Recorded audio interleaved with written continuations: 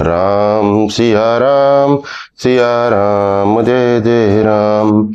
मंगल भवन मंगलहारी, द्रवहु सुदशरथ अजर बिहारी। राम सिया राम जय जय राम। पत्रि सप्तऋषिन सोई दीनी, गही पद विनय हिमाचल कीनी। जाय विदई तिन दीन सो पाती, वाचत प्रीति न हृदय समाती। फिर हिमाचल ने वो लग्न पत्रिका सप्तऋषियों को दे दी और चरण पकड़कर उनकी विनती की। उन्होंने जाकर वो लग्न पत्रिका ब्रह्मा जी को दी। उसको पढ़ते समय उनके हृदय में प्रेम समाता न था। लगन बाचे अज सबहि सुनाई, हर से मुनि सब सुर समुदाई। सुमन वृष्टि नभ बाजन बाजे, मंगल कलश दसों दिश साजे। ब्रह्मा जी ने लग्न पढ़कर सबको सुनाई। उसे सुनकर सब मुनि और देवताओं का सारा समाज हर्षित हो गया। आकाश से फूलों की वर्षा होने लगी, बाजे बजने लगे और दसों दिशाओं में मंगल कलश सजा दिए गए। लगे संवारन सकल सुर, वाहन विविध विमान। होई सगुन मंगल सुबद, करई अपछरा गान।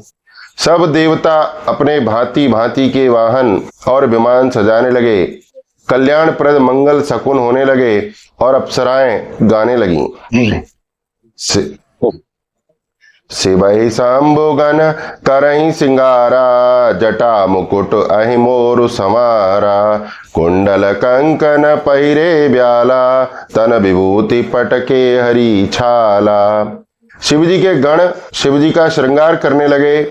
जटाओं का मुकुट बनाकर उस पर सांपों का मोर सजाया गया। शिवजी ने सांपों के ही कुंडल और कंकड़ पहने, शरीर पर विभूति रमाई और वस्त्र की जगह वागंबर लपेट लिया। शशि ललाट सुंदर सिर गंगा, नयन तीने उपवीत भुजंगा। गरल कंठ उर नर सिर माला, अशिव वेश शिव धाम कृपाला। शिव जी के सुंदर मस्तक पर चंद्रमा, सिर पर गंगा जी, 3 नेत्र, सांपों का जनेऊ, गले में विष और छाती पर नरमुंडों की माला थी। इस प्रकार उनका वेश अशुभ होने पर भी वे कल्याण के धाम और कृपालु हैं। कर त्रिशूल अर डमरु विराजा, चले बसह चढ़े बाजई बाजा। देख से वही सुर त्रिय मुस्काही, बरलायक दुल्हिन जगनाही।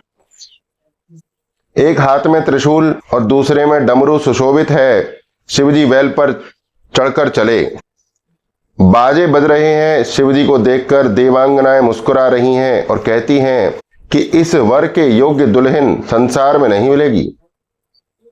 विष्णु विरंच आदि सुर ब्राता, चढ़ चढ़े वाहन चले बराता। बरात जा रही है शिवजी की। सुर समाज सब भांति अनूपा, नहीं बरात दुल्ह अनुरूपा।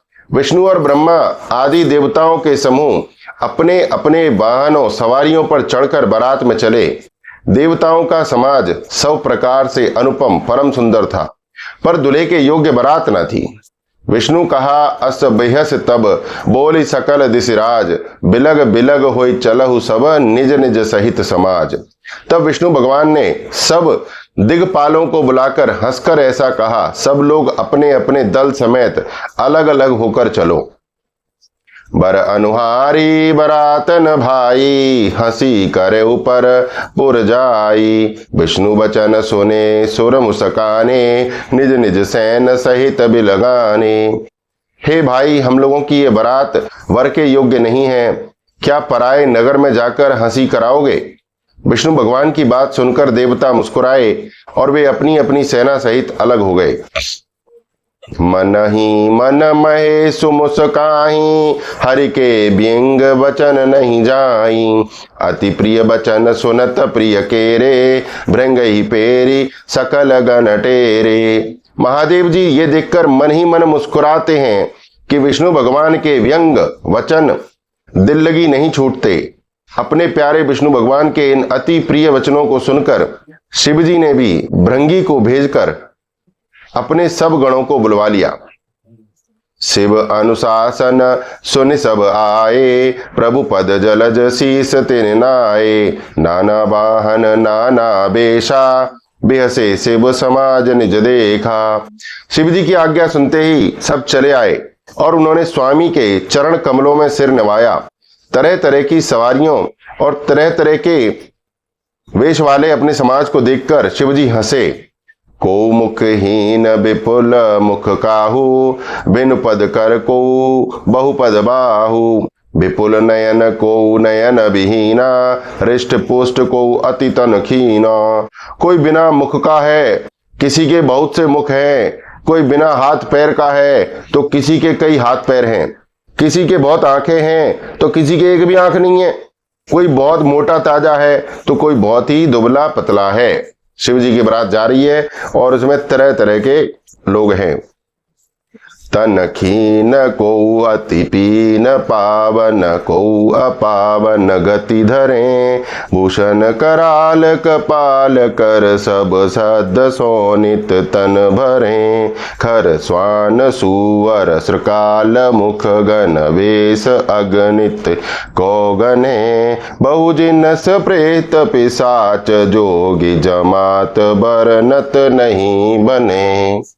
कोई बहुत दुबला, कोई बहुत मोटा, कोई पवित्र और कोई अपवित्र वेश धारण किए हुए है। भयंकर गहने पहने हाथ में कपाल लिए हैं और सबके सब शरीर में ताजा खून लपेटे हुए हैं। गधे, कुत्ते, सुअर और सियार से उनके मुख हैं। गणों के अनगिनत वेशों को कौन गिने। बहुत प्रकार के प्रेत, पिशाच और योगिनियों की जमातें हैं, उनका वर्णन करने नहीं बनता। नाचहि गावहीं गीत परम तरंगी, भूत सब देखत अति विपरीत, बोलहीं वचन विचित्र विधि। भूत प्रेत नाचते और गाते हैं, वे सब बड़े मौजी हैं। देखने में बहुत ही बेढंगे जान पड़ते हैं और बड़े ही विचित्र ढंग से बोलते हैं। जस दूलहु तस बनी बराता, कौतुक विविध होई मग खा जाता। यहाँ हिमाचल रचेउ बिताना, अति विचित्र नहीं जाए बखाना। जैसा दुल्हा है अब वैसी ही बारात बन गई है। मार्ग में चलते हुए भांति भांति के कौतुक तमाशे होते जाते हैं। इधर हिमाचल ने ऐसा विचित्र मंडप बनाया कि जिसका वर्णन नहीं हो सकता। सैल सकल जहाँ लग जग माही, लघु विशाल नहीं वरन सिराही। वन सागर सब नदी तलावा, हिमगिर सब कहु नेवत पठावा। जगत में जितने छोटे बड़े पर्वत थे जिनका वर्णन करके पार नहीं मिलता, तथा जितने वन, समुद्र, नदियां और तालाब थे, हिमाचल ने सबको न्योता भेज दिया। काम रूप सुंदर तनधारी, सहित समाज सहित वर नारी। गए सकल तुहि नाचल गेहा, गावहीं मंगल सहित स्नेहा। वे सब अपने इच्छा अनुसार रूप धारण करने वाले सुंदर शरीर धारण कर सुंदर स्त्रियों और समाजों के साथ हिमाचल के घर आ गए। सभी स्नेह सहित मंगल गीत गाते हैं। प्रथम ही गिरि बहुग्रह संवराए, जथा जोग तह तह सब छाए। पुरुषो भाव लोक सुहाई, लागई लघु विरंच निपुनाई। हिमाचल ने पहले ही से बहुत से घर सजवा रखे थे। यथा योग्य उन स्थानों में सब लोग उतर गए। नगर की सुंदर शोभा देखकर ब्रह्मा की रचना चातुरी भी तुच्छ लगती थी।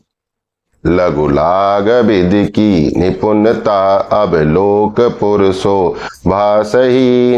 वन बाग कूप तड़ाक, सरिता सुभग सब सक को कही।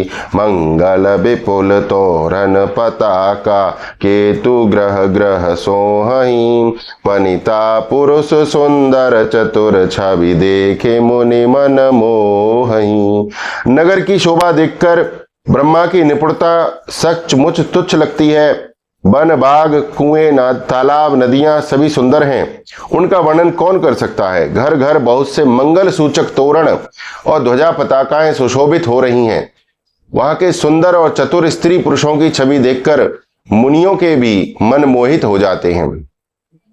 जगदम्बा जह अवतारी सो पुरबरन की जाय, रिद्धि सिद्धि संपत्ति सुख नित नूतन अधिकाय। जिस नगर में स्वयं जगदम्बा ने अवतार लिया, क्या उसका वर्णन हो सकता है। वहां रिद्धि सिद्धि संपत्ति और सुख नित्य नए बढ़ते जाते हैं। यहां पर इतना इंपॉर्टेंट पॉइंट बताया गया है कि जहां पर माता का सम्मान होता है वहां पर सभी प्रकार की रिद्धि सिद्धि और संपत्ति आती है। नगर निकट बरात सुनि आई, पुरखर बरु शोभाधिकाई, करी बनाव सजी बाहन नाना, चले लैन सादर अगवाना। बारात को नगर के निकट आई सुनकर नगर में चहल पहल मच गई, जिससे उसकी शोभा बढ़ गई। अगवानी करने वाले लोग बनाव श्रृंगार करके तथा नाना प्रकार की सवारियों को सजाकर आदर सहित बारात को लेने चले। हर से सुर सैन निहारी, हरई देखे अति भय सुखारी, शिव समाज जब देखन लागे, बिडर चले बाहन सब भागे। देवताओं के समाज को देखकर सब मन में प्रसन्न हुए और विष्णु भगवान को देखकर तो बहुत ही सुखी हुए, किंतु जब शिवजी के दल को देखने लगे तब तो उनके सब वाहन सवारियों के हाथी घोड़े रथ के बैल आदि डर कर भाग चले। धरि धीरज तह रहे सयाने, बालक सब ले जीव पराने, गए भवन पूछई पितु माता, कहीं बचन भय कंपित गाता। कुछ बड़ी उम्र के समझदार लोग धीरज धरकर वहां डटे रहे। लड़के तो सब अपने प्राण लेकर भागे। घर पहुंचने पर जब माता पिता पूछते हैं कि भैया काब है हो, तब वे भय से कांपते हुए शरीर से ऐसा वचन कहते हैं। कहे कहा कहे जाई न बाता, जम कर धार किंदो बरियाता, बरु बोराह बस असवारा, ब्याल कपाल विभूषण छारा। बच्चे अपने माता पिता से कह रहे हैं, क्या कहें, कोई बात कही नहीं जाती। ये बारात है या यमराज की सेना। दूल्हा पागल है और बैल पर सवार है। सांप कपाल और राख ही उसके गहने हैं। तन छार ब्याल कपाल भूषण, नगन जटिल भयंकरा, संग भूत प्रेत पिशाच जोगिन, बिकट मुख रजनी चरा। जो जियत रहे बारात देखत, पुण्य बढ़ते ही कर सही, देखई सोमा विवाह घर घर, बात असिलर किन कही। दूल्हे के शरीर पर राख लगी है, सांप और कपाल के गहने हैं, वो नंगा जटाधारी और भयंकर है। उसके साथ भयानक मुख वाले भूत प्रेत पिशाच योगिनियां और राक्षस हैं। जो बारात को देखकर जीता बचेगा सचमुच उसके बड़े ही पुण्य हैं और वही पार्वती का विवाह देखेगा। लड़कों ने घर घर यही बात कही। समझी महेश समाज सब, जननी जनक मुस्काही, बाल बुझाए विविध विधि, निडर हो डरु नाहि। महेश्वर का समाज समझकर सब लड़कों के माता पिता मुस्कुराते हैं। उन्होंने बहुत तरीके से लड़कों को समझाया कि निडर हो जाओ, डर की कोई बात नहीं है। ले भगवान बरात आए, दिए सबई जनवास सुहाए, मैना शुभ आरती संवारी, संग सुमंगल गावही नारी। भगवान लोग बारात को लेवा लाए। उन्होंने सबको सुंदर जनवास से ठहरने को दिया। मैना पार्वती जी की माता ने शुभ आरती सजाई और उनके साथ की स्त्रियां उत्तम मंगल गीत गाने लगीं। कंचन थार सोह बरवानी, परिछन चली हरे हरसानी, विकट वेश रुद्रई जब देखा, अवलन उर भय भयो विशेषा। सुंदर हाथों में सोने का थाल शोभित है। इस प्रकार मैना हर्ष के साथ शिव जी का परछन करने चली। जब महादेव जी को भयानक वेश में देखा तब तो स्त्रियों के मन में बड़ा भारी भय उत्पन्न हो गया। भागे भवन पैठी अति त्रासा, गए महेशु जहां जनवासा, मैना हृदय भयो दुख भारी, लीनी बोल गिरीश कुमारी। बहुत ही डर के मारे भागकर वे घर में घुस गईं और शिवजी जहां जनवासा था वहां चले गए। मैना के हृदय में बड़ा दुख हुआ। उन्होंने पार्वती जी को अपने पास बुला लिया। अधिक स्नेह गोद बैठारी, श्याम सरोज नयन भरे भारी। जही विधि तुम्हि रूप असुदीना, तेहि जड़ बरु बायरो कसकीना। और अत्यंत स्नेह से गोद में बैठाकर अपने नील कमल के समान नेत्रों में आंसू भरकर कहा, जिस विधाता ने तुमको इतना सुंदर रूप दिया है, उसी मूर्ख ने तुम्हारे दूल्हे को बावला कैसे बना दिया।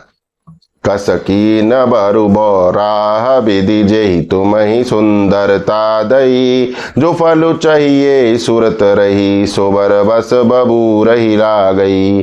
तुम सहित गिरिते गिरो पावक, जरो जल निध महु परो। घर जाऊ अपजस हो जग जीवत, विवाहु न हो करो। जिस विधाता ने तुमको सुंदरता दी, उसने तुम्हारे लिए इतना बर बावला कैसे बनाया।